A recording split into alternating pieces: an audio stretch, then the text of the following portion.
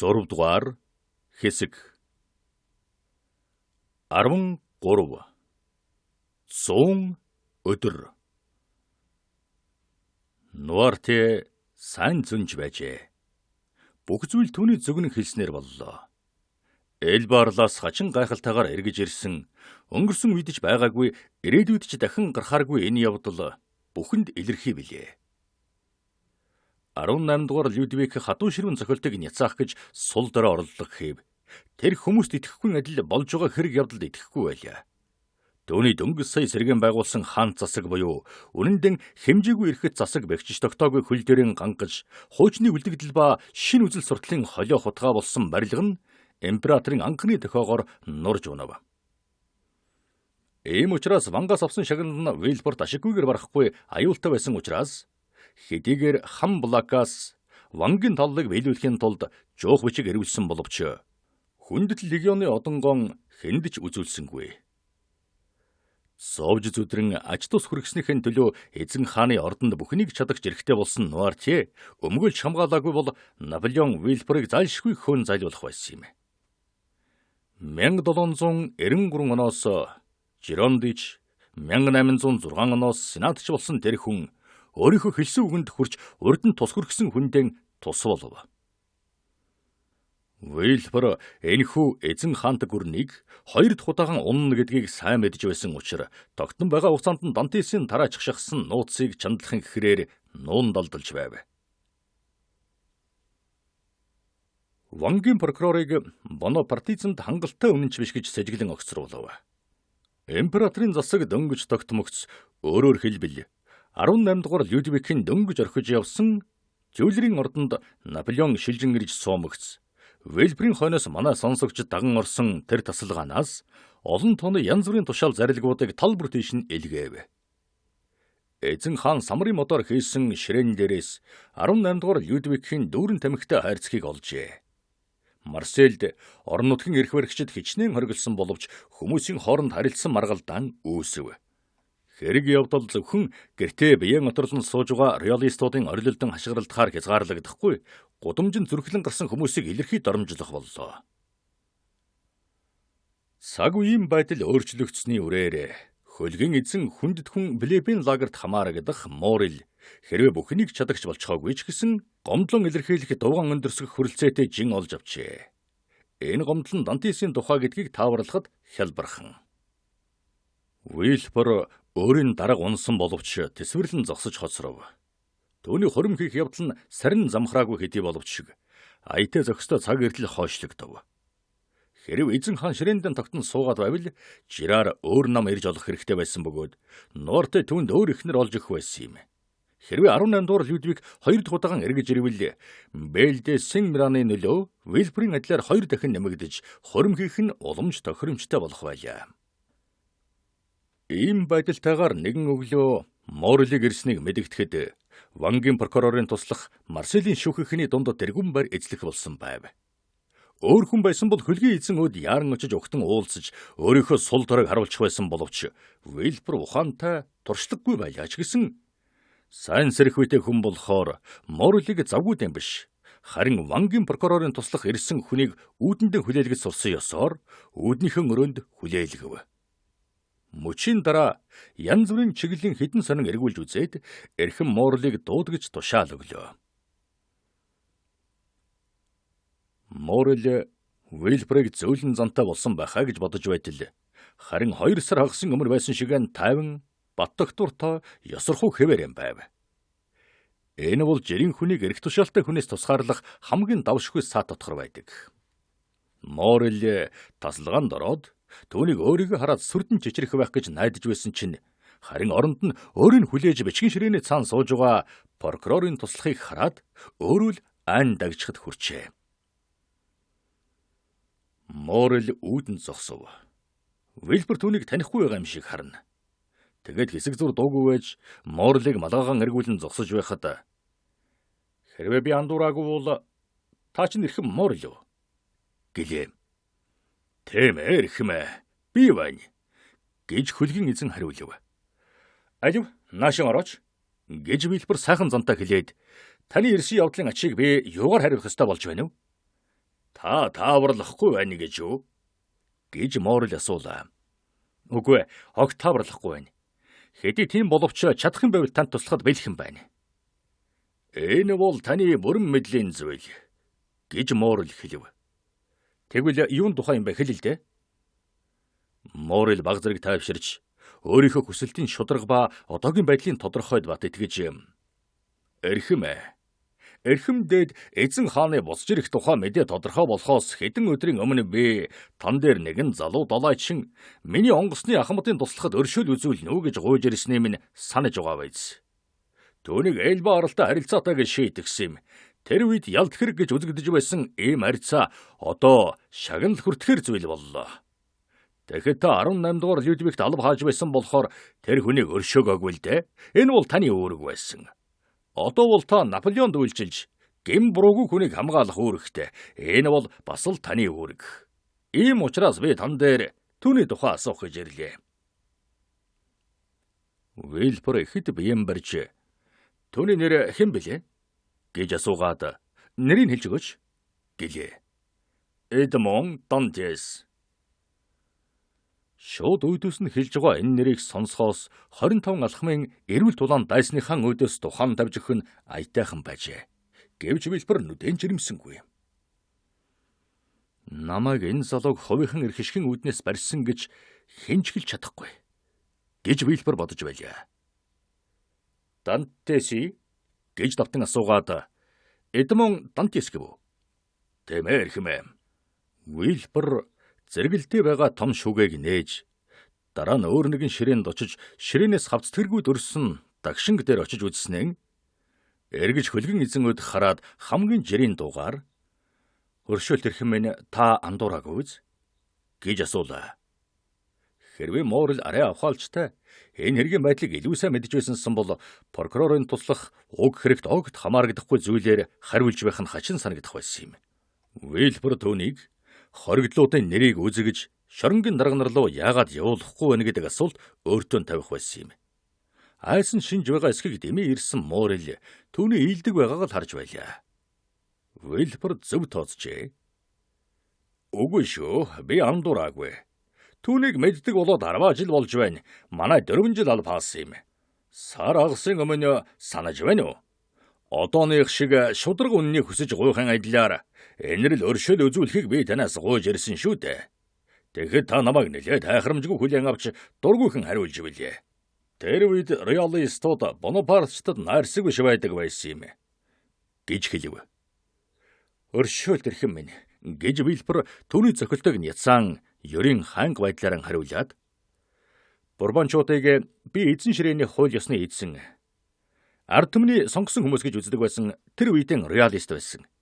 Гэхдээ одоо бидний үзэж гэрчин болж байгаа тэр гайхамшигт эргэлт миний ташаарсныг батлан харуулж байна. Наполеоны суу тухайн ялжээ.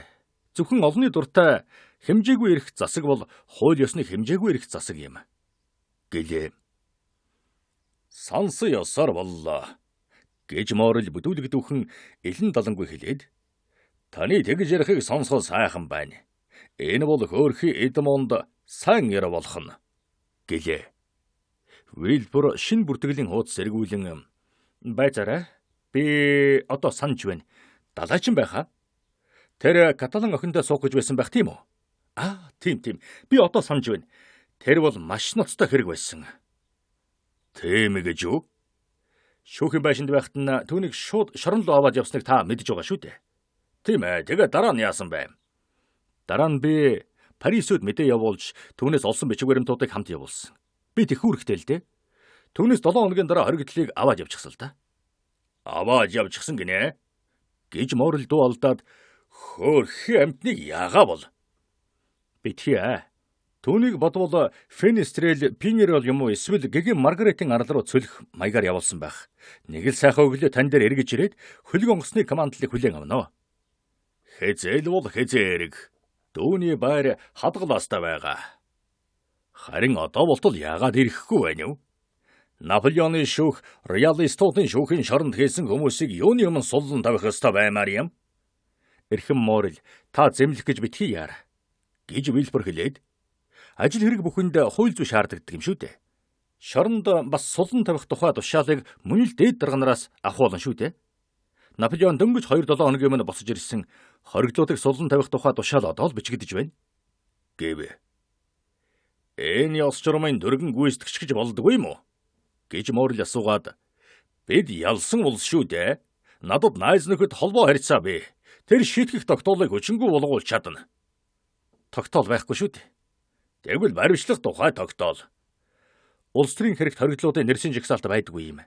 Заримдаа засгийн газар хүнийг орос руугүй алгуулах чиг сонирхдог. Тэгэхээр нэршин жагсаалт байж байвал эрж олоход тусваргэн шүү дээ. Бурбончуудын үед тийм байсан байж болох юм. Харин одоо цаг үе бүхэнд тийм байдгиймаа эрхэм Моррель. Засгийн газрууд бие биенийгээ сольдог боловч бие биентэйгэн адилхан байдаг. 14-р Людвигийн үед тогтоосон ял сэрлүүлтийн машин одоо хүртэл ажиллаж байна шүү дээ. Зөвхөн Бастил байхгүй болсон шүү. Эзэн хаан бол шоронгийн дүрмийг биелүүлэх талаар Людвиг 14-өөс жилүү хатуу чанга бөгөөд нэршин жагсаалтад нэр нороогүй хоригдлууд тоолж баршгүй олон байна. Ийм ийдэг сайхнаар элен долонгүй ярих нь хэнийг шитгүүлэхэд хүргэнэ. Тэгээд ч Моррель огтхонж эргэлзэж сэжгэлсэнгүй. Хөөхөд Дантесийг түргэн буцааж ирүүлэх талаар яавал зах тухай эрхэм Невильфор та юу гэж зөвлөсөн бол? Шүүх яамны сайдд өршөөлгүйж өргөдөл оруул гэдэг нэг л зүйлийг зөвлөж чадах байна да. Эрхэм Невильфор өргөдөл гэдэг чинь юу болохыг би мэднэ. Шүүх яамны сайд тэр өргөдөл гэдгийн чинь өдөрт 200 хүлээн авна. Тэгээд тэрнээсээ 4-ийн уншдаг вэ.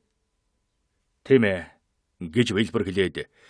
Гэхдээ тэр миний цохолтой буюу надаас шууд явуулсан өргөдлийг заавал уншина. Тэгвэл та энэ өргөдлийг түн дамжуулж өгөх нь үү? Дуртая дамжуулна. Дантес урд нь хэрэгтэн байсан байж болох юм. Одоо бол хэрэгтэн биш. Тэгэхээр би түүнийг шоронд хийсэн шигэн бас шоронгоос суллах үүрэгтэй. Вильбер ийм байдалтайгаар хэдийгээр гарах боломжгүй ч гэсэн өөртөө аюултай өр шиг тарж өөрийн эргэлт буцалтгүй хөнөөл учруулж болох зүйлийг аргалан хаацалж өнгөрүүлв. Сайдд яаж бичих вэ? Эрхэм Моррель, нааш асуу. Гэд Вильбер түнд судлан давж өгөөд би танд хэлж өгч бичүүлье. Гүй та чи яасан сайн хүн бэ? Тэгж хэлээ тэрэггүй те. Харин бид цаг алдаад яах вэ? Тэр тэргүй зөндөөн цаг алдлаа. Тийм. Хөөрхөн амтан хүлээж зовж байгаа. Арга нь бараг чичвэж магадаггүй. Вильбер чимээ энергүй харанхуйн дунд өөрийн хараан зүхэд сууга хоригдлыг бодоод чичрэн дагжина. Гэвч дэндүү хол гараад явчихсан учраас ухарж болохгүй болчихсон байлаа. Дантес түүний нэр төр дуртай сэтгэл дарагдан алга болох ёстой байв. Моррель Вильберийн зөөлөн сандал дээр суугаад үзэг авч "За, би бэлхэн байна" гэж хэлв.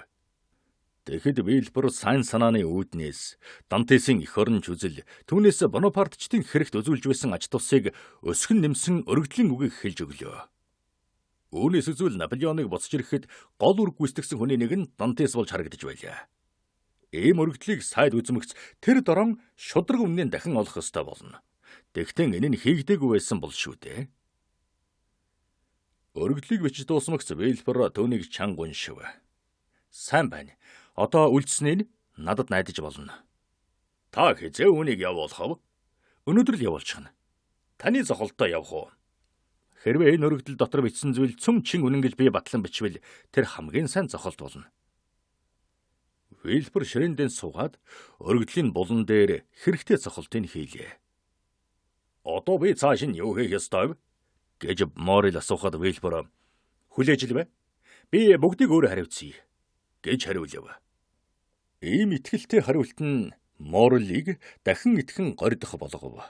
Тэгээд бангийн прокурорын туслах дээрээс баяртай гарч өвгөн Дантест хүүтэйгээ удахгүй уулзна гэж хэлэхээр явлаа. Гэтэл Вильбер тэрхүү өргөдлийг Парис руу явуулахын оронд өөрөө гамтай хадгалав. Одоохондоо бол Дантесийг аврах энэ загтал нь Европт болж магадгүй байгаа тэр хэрэг явдал буюу дахин сэргэлт болох юм бол түүнд өхлийн уршиг учруулж болох ажээ. Ингэж Дантес хоригдл хэвээрэн үлдэв. Харанхуй нүхэн дотор хаягдж орхигдсон тэрээр 18 дугаар Людвигийн дуулиантайгаар унсныг дараа нь түүнээс чилүү хүчтэйгээр эзэн төрийн задран сүрснийг дуулж сонссонгүй. Харин Вейлбор бүхнийг нарийн ажиглаж, бүхнийг чих тавин анхаарч байлаа.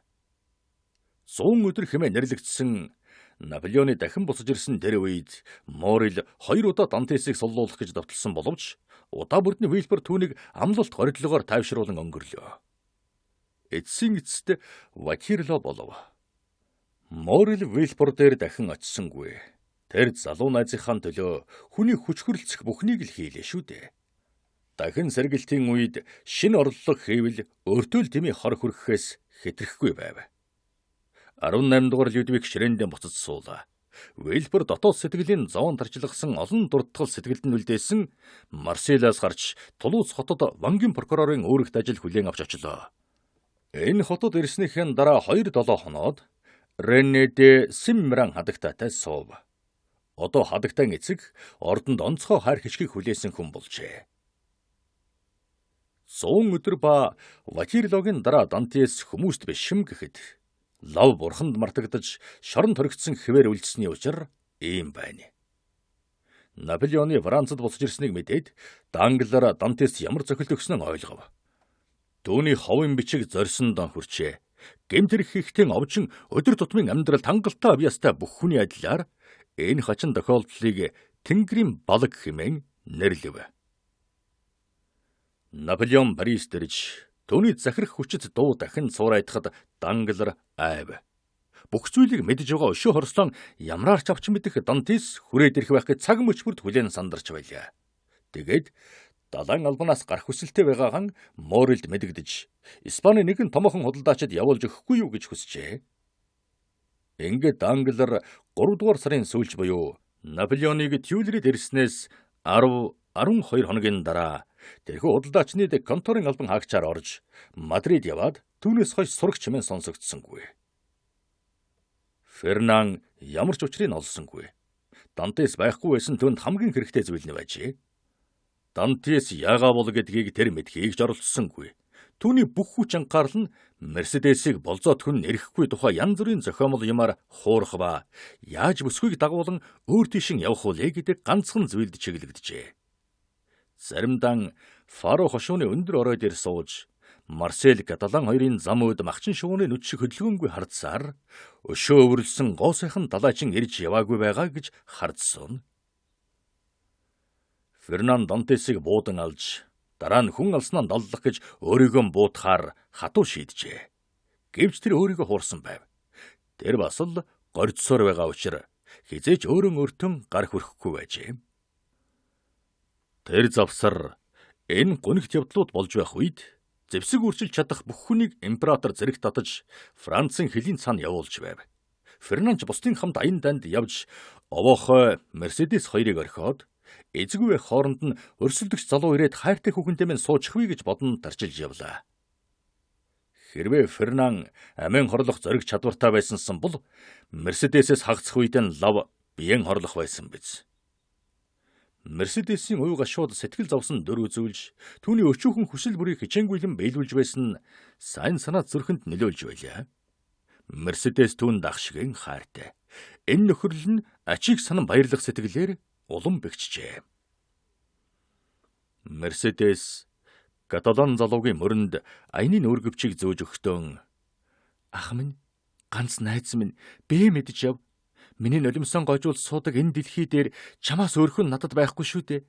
Намаагаа битгий ганцаардуулаарай" гэж хэлжээ. Салхтан хэлсэн энэ үг Фернаны горьдлогыг улам сэргээсэн юм. Дантес эргэж ирэхгүй юм бол Мерседес түүний эхнэр болох өдөр ирэхийг хэн бай гэхэв? Мерседес ганцаараа нүцгэн хадан дээр үлдэв. Энэ хад хизээж түнд хязгааргүй өргөн далайн өмнө ийм үр шимгүй мэт санагдаж байсангүй. Мерседес энэ хязгаарт домгийн ярддаг галзуу эмийн адилаар нулимсан гойжуулж Каталаныг тойрон сажлана. Заримдаа өмнөдийн шатам халуун наранд хөшөөмөд хөдөлгөөнгүй зогсож Марселийн зүг харна. Заримдаа тэнгисийн эрэг дээр сууж долгио давлгаалan шуурхыг чагнан ингэж найдлаггүй хүлээн зовлон идэлж сууснаас урагшаан бүхийн далайн гүнд орж алга болвол дээрийн биш үү хэмээн бодно. Мерседес аймхаа зориггүйдэн амин хорлож чадахгүй байсан юм биш. Харин бурхан зүсгэлж сэтгэлийн тайлгаруулдаг нь түүнийг аварсан юм. Кадр усыг бас Фернаны адил зэрэг татсан боловч Каталон залуугаас 8 насаар ах бас тэгээд эхнэртэй байсан учраас түүнийг 3 дугаар зэрэгт эрг хавийн газрыг хамгаалахаар үлдээв. Зөвхөн найдлаг горилгоор амьдарч байсан өвгөн Дантес императорыг унамагт сүүлчийнхэн горилгыг алдав. Хүүгээсэн хагацснаас яг 5 сарын дараа Эдмоныг баривчилж аваад явсан тэр цагт өвгөн Дантес Мерседесийн гар дээр насварлаа. Морил орчуулах зардлыг өөрөөсөн гаргаад өвчтэй байхтан өвгний зээлсэн багсаг өрийг төлжээ. Энэ бол зөвхөн хүн чанар төдийгүй зоригтой хэрэг байлаа. Өмнөд өөр хоорондоо арцалдах явдал өрнөж байсан энэ үед Дантес шиг тийм аюултай Бонапартчин эцэгт өөхөх үед нь ч гэсэн туслах гэдэг бол ялт хэрэг байлаа. 14. Нэгэн солиотой нөгөө догшин хоёр хоригдол. 18 дугаар Людвигийг эргэж ирснээс барагцаалбал 1 жилийн дараа ерөнхий байцаагч шоронгуудад шалгалт хийлээ. Дантес газар доор хөрөөндөө сууж угаад дээд талд юм болж гэм чанга, харин доорд талд шөнийн харангуйд шүлсээрийн тор сүлжиж байгаа аалзсны дууг бас газар доор хөрөөний таасан дээр хуран цугларахт нь бүтэн цаг шаардагдах усны туслын унахыг сонсож дассан хоригдл хүндэл дуулдах төдий чимээ хятнаныг сонсов. Амьд хүмүүсийн дотор ямар нэг юм болж байгааг ойлголоо. Харин өөрийгөө үхсэн хүүр гэж бодохоор тийм удаан булшин суужээ. Байцаагч шоронгийн өрөө тасалгаа бүрээр дистраалан оров. Зарим хоригдлуудаас юм чиглэл асуулаа. Тэдгээр хоригдол бол даруу эсвэл аймхаагаас болоод дарга нартаа гэмгүй харагдах болсон улс байлаа. Байцаагч тэднээс хоолунд ямар байгаа эрэлт хүсэлт байна уу гэж асуулаа. Тэгэхэд тэд цөм дур гутмаар хооллож байна, сулж өгөөч гэж нэгэн зэрэг хариулв. Тэглэр нь байцаагч өөр хүсэх юм байна уу гэж асуужээ. Тэд толгойс ихсрэв. Хоригдл хүн суллагдахаас өөр юу хүсэх вүлээ дээ. Байцаагч нэмсэглээд комендантууд хандаж энэ ашиггүй эргэлт шалгалтууд хэн хэрэгтэй мэдэхгүй байна. Нэг шорон үзвэл 100 шорон үзсэнтэй адилхан шүү дээ. Нэг хоригдлын хэлэх үг сонсвол 1000 хоригдлын хэлсэн үг сонсохтой адилхан. Энэ тэндгүүл адилхан муу хооллож байна. Ямар ч гэмгүй гэдгээр хэлэх юм. Өөр хоригдлууд танаад байхгүй юу? Аюултай бөгөөд галзуу солиотой хоригдлуудаа бид газар доорх давхарт авч байдаг юм. Гэхэд байцаагч ядарсан байдалтайгаар яа гэхэв үүргээ эцэст нь хүртэл биелүүлэхээс биш доошо буцгаая гэж хэлв. Үгүй дээл 2 цэрэг авч оруулах болохгүй. Заримдаа хоригдлууд арган тасарч амьдрал дуйдаад ирэхээрэн алагдах ял оноолохын тулд шийдэмгээ зохирсон юм хийдэг юм. Таны амь насанд халдаж мэднэ. Тийм бол болгоомжтой харах хэмжээ ав гэж байцаагч хэлв. 2 цэрэг хурчирч тэд цөмөрөн доош буулаа. Тэдний бууж яваа шатаар доошлох тусам бүх 5 мэдрэх үед хэцүү тэртээ муухай үнэр үнэртэнэ. Байцаагч зогсоод чөтгөр ав энд чи ямар амтнд сууж болдг юм бэ гэж хэлэхэд комендант он цаюултай хойвол данч энэ хүн юу ч хийж чадах хүн гэж бидэнд сануулсан мэдгдсэн юм. Ганцаараа байдаг юм уу? Тэгэлгүй яах вэ? Энд дудаж байгаа юу? Жил шахан болж байна. Авчраад л шууд газар доорх шоронд хийж гисэн үү? Үгүй, хоол зөөж байсан уйгийг алах гэж дайрсны дараагаар хийсэн. Хуйгаан алах гэсэн гинэ? Тийм ээ. Одоо бидэнд гэрэл гаргаж яваа энэ хүн. Гэт комендант. Тийм ээ Антуан гэж асуулаа. Тэгэхэд нь манаач тийм ээ. Намайг алах гэсэн юм гэж хариулв. Галзуу хүн байна шүү дээ. Түүнээс 7 дор зүгээр л чөтгөр гэсэн үг гэж манаач хэлв. Тэгэхэд нь байцаагч тэгвэл түүнээс гомдол нэхэж болно шүү дээ. Хэрэггүй дээ. Хангалттай шийтгэгдсэн хүн. Тэгээд ч бас галзуурах төхөөд байгаа юм. Одоо жил өнгөрлгүй л бүр галзуурна. Бид туршилгаасаа мэдж байна. Тэгвэл ч өөрт нь сайн л да гэж байцаагч хэлээд галзуурч хараа зовхон баг болно гэж хэлв. Байцаагч бол хүн чэнэрэнгүй сэтгэлтэй энэ нэгүүлсэнгүй үүрэгт ажилдаан тохирсон хүн болох нь харагдаж байгаа биз дээ. Таны хэлдэг төмөн зөв гэж комендант хариулаад Таны хэлж байгаа үг хоригдлуудыг сайн мэддгийг тань харуулж байна шүү. Манайд нөгөө толгойн шатаар очдог харанхуй шоронд урд Италид нэгэн намын өдөртөж байсан өвгөн ширээт лам бий. Тэр энд 1811 оноос эхлээд байж байгаа. Тэгээд 1813 оны эцсээр галзуурсан. Тэрнээс хойш танихын аргагүй болсон шүү. Урд нь уйлаад л байдаг байсан бол одоо энийгээ л байдаг. Урд нь тураад л байсан нь одоо таргалаад л байна.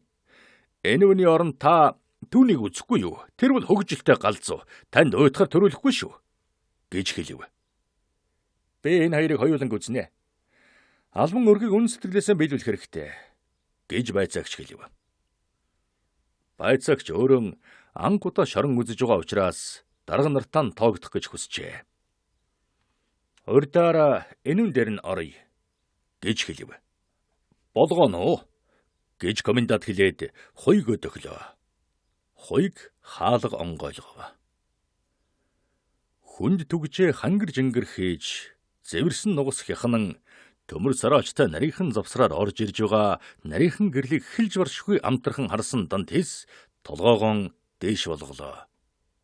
Нэг танихгүй хүн бамбар барьсан хоёр хуйг, хоёр цэрэг, бүрхэм алгаагаан гартаан барьсан комендант орж ирэхийг хараад Дантес учрыг ойлгож, одоо л дээд дарахта уулзах аз тохиолдлоо гэж урагшаан ухсхийн гараан элгэндээ зөрүүлэн барьлаа.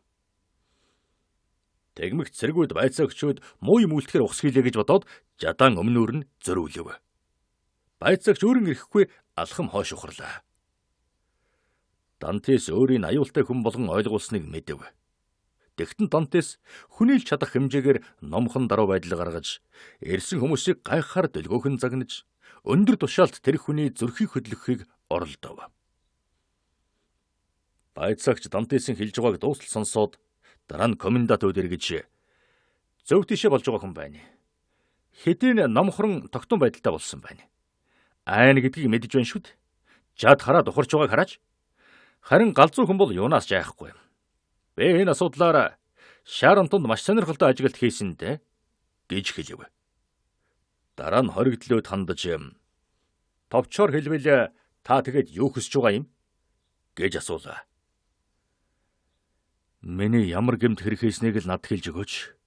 Шүүхээр тасалж мөрдөн байцааж өгөхийг хүсэж байна. Тэгээ сүлд нь хэрвээ намайг буруутаа бол буудан алж, гин буруугүй бол суллан тавиач гэж хүсэж байна. Таныг сайхан хооллож байна уу? Тийм байлгүй, мэдэхгүй. Тэгэд чинь бол гол чухал юм биш. Харин гин буруугүй хүн хуурамч мэдээнд өөрийгөө алсан яргчдыг хараан зүгсээр хохирон өгөхгүй байх нь азгүй хоригдл надаар зогсохгүй. Үнэн шударгын шүүхийг бүтээгч засаг төрдөж биднийг захиран суудаг вандч чухал юм. Та өнөөдөр чинь маш номхон байх чинь юу вэ? Та дандаа ийм байдгүй байсан шүү дээ. Хуйгийг алах гэж байхдаа та шалуур юм ярьж байсан. Гэж комендант хэлэв. Энэ үнэн. Харин би надад маш сайн байдаг энэ хүнээс өршөөл уучлал гуйж байна. Та нар юу хүсэв? Би тэгэхэд галзуу солиотой байж гэж Дантес хэлэв. Одоо бол үгүй юу? Үгүй. Шорон намайг нуугдарч сөхрүүлжээ. Би энд ийм их удаж байна. Удаж байна гинэ? Таныг хизээ баривчилсан бэ? 1815 оны 2 дугаар сарын 28-нд өдрийн 2 цагт гэхэд байцаагч бодож гарлаа. Өнөөдөр чинь 1816 оны 7 дугаар сарын 30. Та мэдэхгүй байна. 17 сар шоронд сууж байгаа байх шүү дээ. Дөнгөж 17 сар гинэ. Гэж Дантес давтан хэлээд та мэдэхгүй байна. 17 сар шоронд суuna гэдэг чинь 17 жил буюу 1700 жил гэсэн үг. Ялангуяа жаргахын даваан дээр очиж гоо сайхан охинтой сууж хүнд тушаал хүлээх гэж байсан над шиг хүнд маш хэцүү байна. Гэрэлт өдөр нь харанхуй шинээр солигдож, ирээдүйн алга болж, дурлсан хүүхэн нь өөрт нь дуртай хэвээрэн байгаа эсэх. Настай эцэг минь амьд эсхийг мэдэхгүй сууж байгаа хүнд ямар байх вэ? Далайн цэвэр агаар амьсгалан, нүд алдам хязгааргүй уудам дассан хүнд 17 сар шоронд суuna гэдэг чинь юу вэ? 17 сар шоронд суух гэдэг чинь Хүмүүс хамгийн муухайгаар нэрлдэг тэр гэмтэрэгтч гэсэн ихтгэх хугацаа юм. Намайг инэрэн үзэж өршөөхийн тулд биш, улам хатуу ширүүн шүүж шүүх таслахад оруулж хайрлаа л да. Хэрэгтэн хүнийг шүүхээр таслуулъя гэж гуйж байхад татгалзаж болохгүй шүү дээ. За яах вэ? Үзэж байж болъё гэж байцаагч хэллээ. Тэгээд дараа нь комендант үйд хандаж энэ хөрхийн амтан үнэхэр өрөвдөлтэй байна. Дээш хараад хэрэг над үзүүлээрэй гэж хэлв. Тэгье, харин та тэндээс хамгийн бүтлгүй мэдээнүүд үзэх байх та гэж айж байна гэж комендант хариулахад нь Дантес та намайг суллан тавих эрх байхгүй гэдгийг би мэдэж байна.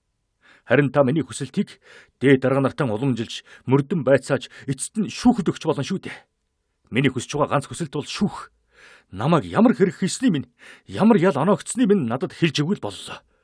Учир явдал тодорхойгүй байх нь энэ ертөнцийн хамгийн хэцүү ялаач дор юм. Би учир явдлыг хянж үзье гэж байцаагч хэлв. Таны сэтгэл хөдлөн анхааран үзэж байгааг би дуугаар чинь мэдэж байна. Би танд найдаж болох нэ гэж Дантес дуу болдов. Би тэгж хэлж чадахгүй гэж байцаагч хэлээд би зөвхөн таны хэргийг хянан үзье гэж хэлж чадна. Тэгвэл би суллагдж аврагдах нь тэр. Таныг хэний тушаалаар барьсан бэ? Эрхэм Дэвилприйн тушаалаар. Та түүнтэй яриарай. Эрхэм Дэвилпр одоо Марселд байхгүй. Тэр Тулуузад очиод жил шахан болж байгаа. Тэгвэл гайхах юмгүй гэж Дантес шивнээд намайг өмгөөлөгч ганц хүн маань энэ далга. Эрхэм Дэвилпр таныг үзэн ядах ямар нэг шалтгаантай юм биш үү? Ямар ч шалтгаан байхгүй. Харин ч надад ихэд өршөөнгүй байсан юм. Тэгвэл таны тухай түүний үлдээсэн эсвэл надад өөрийнх нь өгөх тодорхойлолтуудад итгэж болох уу? Бүрэн болно. За тэгвэл хүлээж ил бай та. Дантес өвдөг дээрээс сөгдөн гараан дээш тэнгэр өөд өргөөд хүний сүнсийг тамаас зайлуулахаар бууж ирсэн харанхуй шоронд нь аврагчийн ёсоор орж ирсэн энэ хүний төлөө мөргөн залбирлаа. Байцаагчийг гарч явхад хаалга дүгжигдсэн боловч түүний авчирсан горилго нь Дантесийн өрөөнд хоцорлоо. Та хоригдлуудын нэрсийн жагсаалтыг үзсэн үү? Эсвэл доошон бууж өнөөх ширээт ламыг үзэх үү? Гэж комендант асуухад байцаагч юуны өмнө үзлэгээ дуусгая. Хэрвээ би одоо дээшин гарчих бол дахиад доошон бууж ирэх зүрх хүрэхгүй байх гэж айж байна. Гэж хариулв. Ширээт лам антай адилгүй. Хөгжилтэй галзуу, хөрштэйгэн адилгүй хүн. Тэр юунаас болж галзуурсан юм бэ? Хачин жигтэй юмнаас болсон юм аа. Өөрийгөө хэмжээ хязгааргүй Эрдэнэсийн сангийн эзэн гэдэл байсан. Анх дугаар жилдээ засгийн газарт хэрвээ өөрийн сул бол 1 саяг өгнө гэдэг байсан. 2 дугаар жилдээ 2 сая, 3 дугаар жилдээ 3 сая гэх зэрэг нэмэгдсээр байгаа. Тэр одоо 5 дахь жилдээ сууж байна. Таныг үзэхээр хоёулан уулзч ярилцъя гээд танд 5 саяг өгье гэж амлан да. Энд чи харин үнэхээр сонирн байна шүү гэж байцаагч хэлээд тэр саятны чинь нэр хэн бэ? Ширээт лам Фария гэдэг юм. 27 номертай юм аа гэж байцаагч хэлэхэд тийм ээ энд байдаг юм. Алив Антуан онгойлгоорой. Хоёрыг хэлснийг гүйцэтгэхэд байцаагч бүгдийн нэрлэдгээр галзуу ширээт ламын газар доорх өрөөрөө сонирхон шагаалаа. Тасалгааны дунд ханнаас хохорсон шохоогоор сараатсан дуграг хүрээний дунд бараг нүцгэн шахан хүн хэвтэж байлаа. Хувцас хонор нь ноорж гүйцжээ. Энэ хүрээн дотор геометрийн дүрс тодхон зурж Архимед цэрэг Марселлад алагдах үедэн байсан шиг анхаарлан даачилсан байв. Ийм учраас хаалга онгойлоход хөдөлсөнчгүй харин ажиллаж байсан чийгтэй шалан дээр бамбарын эрдэм биш гэрэл тусахад сая ухаан оров. Тэгээд эргэн харж шатаар бун орж ирсэн олон хүнийг гайхан ширтлээ. Ухсхийн босож муу орныхон хөл дээр байсан хөнжлийг шүүрэн авч орж ирсэн гişтэд арайч аятайхан харагдах гэж нөмрлөө. Байцаагч ердийнхөө заншлаар та юу хүсэж байна гэж асуулаа. Миний хүсэж байгаа юм уу гэж ширээт лам гайхан асуугаад би юу ч хүсэхгүй байна гэж хариулв. Та миний хэлснийг ойлгосонгүй намайг засгийн газраас явуулсан.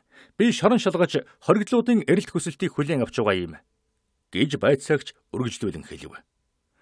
Тэгвэл өөр хэрэг гэж Ширэтлам сэргэн хэлээд бид хоёр үгэн ойлголцох байхаа гэж би нааж байна гэв. Тэгэхэд комендант за харж байна уу? Миний хэлснээр л эхэлж байна да. Өршөөл дэрхэмэ гэж Ширэтлам үргэлжлүүлэн намайг Ширэтлам Фария гэдэг. Ромд төрсөн их хамба Роспилосинд 20 жил нарийн бичгийн дарга хийсэн. Намайг 1811 оны ихээр баривчлан авсан. Чухам яагаад тэгж баривчилсныг би мэдэхгүй. Үүнээс хойш би Итали, Францын засгийн газруудаас сулан тавихыг дэмээл шаардаж суух болсон юм гэв. Яагаад Францын засгийн газраас билээ? Гэж комендант асуулаа. Намайг Помбинод байхад баривчилсан юм да. Тийм болохоор Помбиног Милан, Флоренц хотууд шиг Францын аль нэг мужийн гол хот болсон байхаа гэж бодж байна. Байцаагч комендант хоёр ирэмсэглэн бие өөдөн харлаа. За эрхэм минь Италийн тухай таны хэлж байгаа зүйл чинь шин сонин зүйл биш байна гэж байцаагч хэлэхэд Ширэтлам Фария энэ бол намайг баривчилсан дэрвийтэй холбогдно гэж хариулаад эрхэмдэд император бурхнаас аяагдсан хүүдэн Ромын ван тулсыг байгуулах гэж байсан болохоор би түүнийг ялалтан үргэлжлүүлэн Италиг нэгдэх нэгэн бүхэл нэгдсэн улс болох гэсэн Маркиавелли ба Цезар Боржиагийн хүсэл мөрөөдлийг хэрэгжүүлсэн байгаа юм байхаа л гэж бодж байсан юм.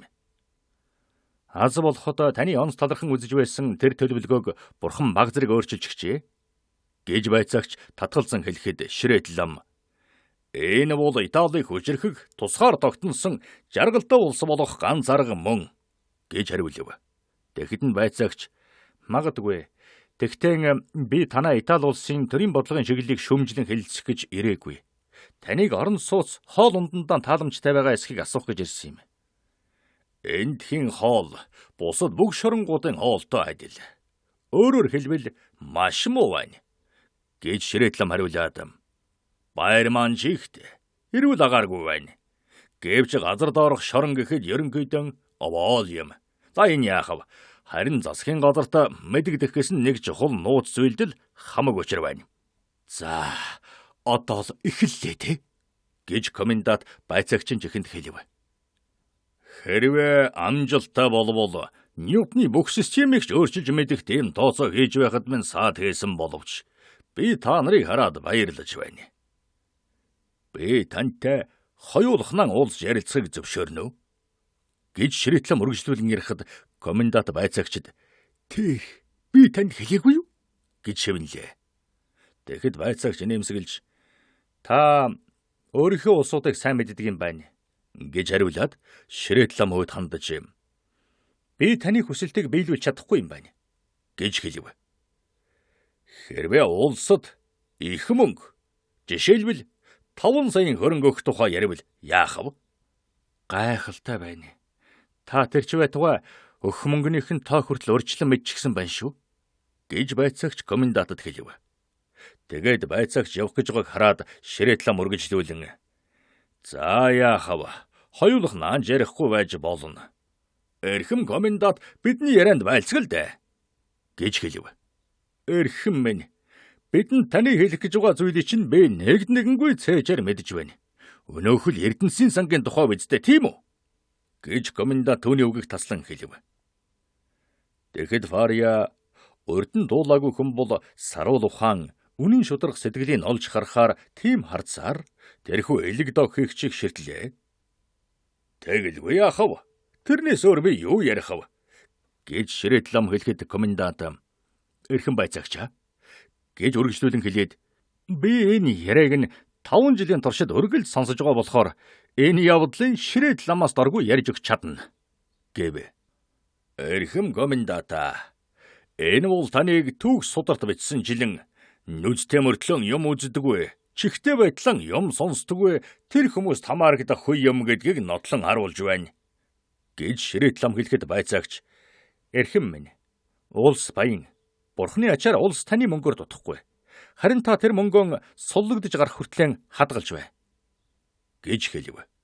Ширээт ламын нүд том болж байцаагчийн гараас шүүрэн аваад хэрвээ намайг шоронгоос гаргахгүй бол хэрвээ шударгаасыг зөрчиж намайг энэ зойронд байлгаад байвал хэрвээ би өөрийнхөө нууцыг нэг ч хүнд гэрээсэн захиж үлдээж чадахгүй өхвөл энэ бүх эрдэнсийн сан дэмий хаягдж өнгөрнө гэсэн үг болох нэ.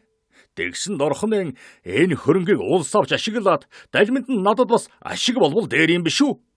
Би 6 саяыг өгөхийг зөвшөөрнө. Би 6 саяыг найр тавьж өгье. Хэрвээ би суллагдвал бусд нь надад хүрнэ. Гэж хэлв. Нэрэн энэнийг галзуу хүн гэж мэтээгүй байсан бол үний юм хэлж байна гэж итгэмээр ярьж байна шүү. Гэж байцаагч аман дотроо хэлв.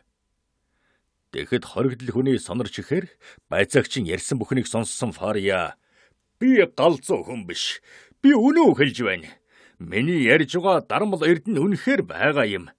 Тэгэхээр надтай хамт миний хэлсэн газар очиж бидний дэргэд тэр газрыг ухаж үзэх хэрэг надтай байгуул. Хэрвээ би худлаа хэлсэн байвал хэрвээ юу ч олдохгүй бол хэрвээ би та нарын хэлдгээр галзуу хүн юм бол намайг буцааж авчраа шоронд нээчих. Би эндэн хинээс юу ч гуйж хүсэж шалгаад зовоохгүйгээр үхэж. Комендант энэ далдаад таны тэр боломл эрдэнэ эндээс хол уу? Гэж асуухад Ширээт лам эндээс 100 бээр газар гэж хэлв. Аюулгүй сайн зохиочход шүү. Хэрвээ бүх хоригдл хойгуудаан ийм хол зугаалахаар авч явах арга бодож олоод байвал хэрвээ хойгууд нь тэдний хэлснийг зөвшөөрөөд байвал болцоо дөнгөж гармагцал оргож алга болоод дүүрэх байх. Ингэж хол явхад болцоо заавал гарна да. Гэв. Энэ арга бол бидний мэдих зүйл. Тэгэхээр эрхэм Ширээт лам анх бодож олсон гэж бардамнах энэ ч аргагүй. Гэж байцаагч хэлв. Тэгээд дараа нь Ширээт ламд би таныг сайн хоолж байна уу гэж асуусан шүү дээ. Өршөөлт эрхэм минь хэрвээ намайг үннийг хэлж дарамл эрдэнэ байгаа газрыг зааж игвэл суллан тамина гэж Иесус Христосыг барьж тангаргал. Гэж Фария хариулв. Таныг сайн хоолж байна уу үгүй юу? Гэж дахин асуулаа. Тэгэхэд танд ямар ч муу юм болохгүй. Би оргод зүхтах арга ирээгүй байгааг харж байгаа биз? Тэр эрдэнсийн санг олж ухаж автал би шорондон байж бай. Гэхэд байцаагч дэсэж ядан та миний асуултанд хариулахгүй байна. Гэж үгийн таслан хэлв. Та миний хүсэлтийг гэж ламдуу алдаад надад өрөмшөөгүй тэр ухаангүй тэнэг улсууд шиг бас л хараал идэж яв. Та миний алтыг авах дургүй байвал алт нь надад үлдэх. Надад эрхчлөө өгөхийг хүсэхгүй байвал бурхан түүнийг надад өгөх. Явцгаа. Над одоо та нарт хэлэх юм алга. Гэв. Тэгээд Ширээт лам хүнжлэн мөрөн дээрээсэн авч хаяад хэсэг шохоо авч өнөх дуурга дотроо орж шугам зураг анзурж элдвийн бодлого бодож эхэллээ. Энэ юу хийж байгаа юм? Гэж байцаагч гарахтан асуухад комендант өөрийнхөө эрдэнсийг тоолж байгаа юм аа гэж хариулв. Тэднийг ингэж дооглон ярилцахад Фария ихээхэн жигшсэн харцаар хариулв. Тэдний гарч одоход хуйг хаалга цоожлоо. Байцаагч шатаар өгсөж явахдаа нэрэн тийм эрдэнсийн сан байгаа юм биш үсттэй. Гэж хэлэхэд комендант тосч яваад эсвэл зүүдэн дэнгүжсэн байлгүй. Тэгээд өглөө нь босхотон галзуураад боссон байх. Гэж хариулв. Тийм ээ. Тэр үнэхээр баян хүн байсан бол шоронд орохгүй байсан байлгүй дээ. Гэж байцаагч хэл хахуул авдаг хүний энгийн байдлаар хэлв. Ширээтлэн Фариягийн тухайд гэвэл хэрэг явдал үүгээр төгслөө. Тэр шорондон хоцорч түүнээс хойш галзуу Ширээт ламын алдар улам нэмэгдэв. Агуу их дармал эрдэнэ эргэж халигвал нэрэн хоёрын аль нэг нь энэ хөөрхий хүний үгийг сонссон бол түүний мөрөөдөл болсон хээр тал ийм их хөлс төлөх гэж амлаж байсан эрхчлөөг нь түүнд бэлгэлэх байсан та. Гэтэл одоогийн энэ байгаа зүйлээр хязгаарлагдсан манай үеийн эзэд дээдс бол хүсэн мөрөөдөх зоргион алдаж өөрсдийнхөө тушаалыг сонсож байдаг чихнээс яаж бэлэгдэхийг харж байдаг нүднээс айх болсон улс юм. Тэд бурхнаас яасан өөрсдийн давуутай байдлыг ойлгон мэдрэхгүй зөвхөн тэтэм өмссөн хүмүүс болж хувирчээ. Дээр цагт өөрсдийгөө Юпитерийн хүүхдүүд гэж үздэг үгүйдэл тэгж нэрлэж үхшгүй мөнх эцхэн зарим юмар дуурайж байсан юм. Үүлний цаана юу болж байгааг шалгах тийм ч амархан биш. Харин одоо бол дэлхий дээрх эзэд дээдэст хүрч тэднийг танин мэдэж болох болжээ.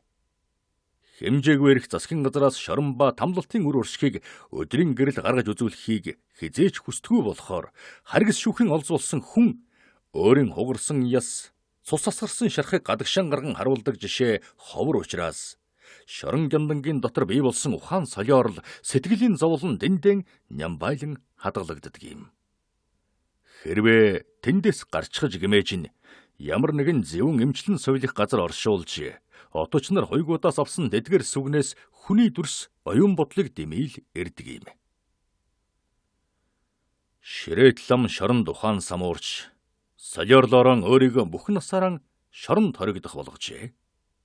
Дантесийн тухайд гэвэл байцаагч хэлсүүгэндээ хүрч комендантын тасалгаанд орж ирсэн хойно хоригдлуудын хэргийн материалуудыг авчруулж үзэв. Дантесийн тухай ийм агуулгатай зүйл бичигдсэн байлаа. Эдмон Дантес засаршгүй Бонапартч Узур Баатрыг Эльбаарлаас эргэж ирэхэд идэвхтэй оролцсон маш нууцаар нарийн хяналтанд байлгах. Энэ тэмдэглэсэн зүйл бол бусад бичгийн адил хэвээр бэхээр бичигдээгүй байв. Энэ нь Дантесийг шоронд хийснээс хойш нэмэж бичсэн болохыг нотлон харуулна.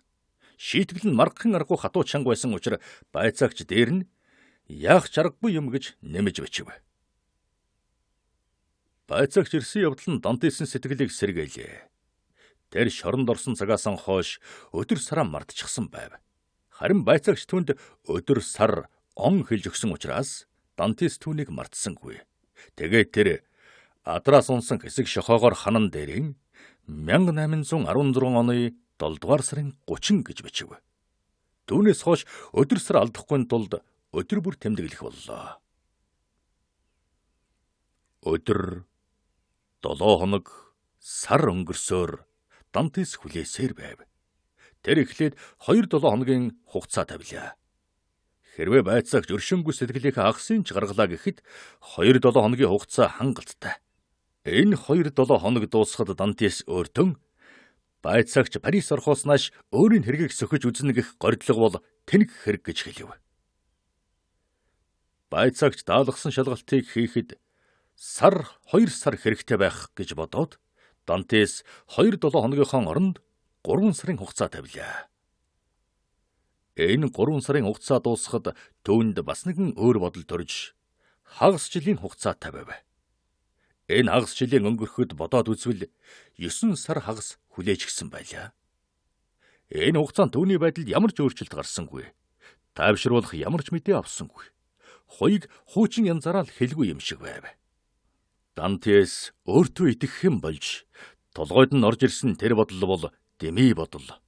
Шоронд ирсэн тэр чигэн тэнгэр зүүд нойронд нь орж ирсэн байхаа гэж бодох болов. Нэг жилийн дараа комендантыг өөрчилж түүнд гам гэдэг цайзыг өгчээ. Явхтан өөрийн дор захирагдсан хүмүүсээс зарим нэгийг авч явсан бөгөөд тэдний тонд Дантесийн хуйг оржээ. Шинэ комендант эрэв. Хоригдлуудыг нэрээр нь тогтоох түнд залхуутай санагдсан тул зөвхөн тэдний дугаараар нь хэлж байхыг тушаажээ. Энэ аимшигт газар нь 50 тасалгаатай. Тэнд суудаг хүмүүсийн дугаараар нь нэрлэх болж золгүй хүү Эдмон гэдэг нэр Дантес гэдэг овгоосон хагацж зөвхөн 34 дугаартай хүн боллоо.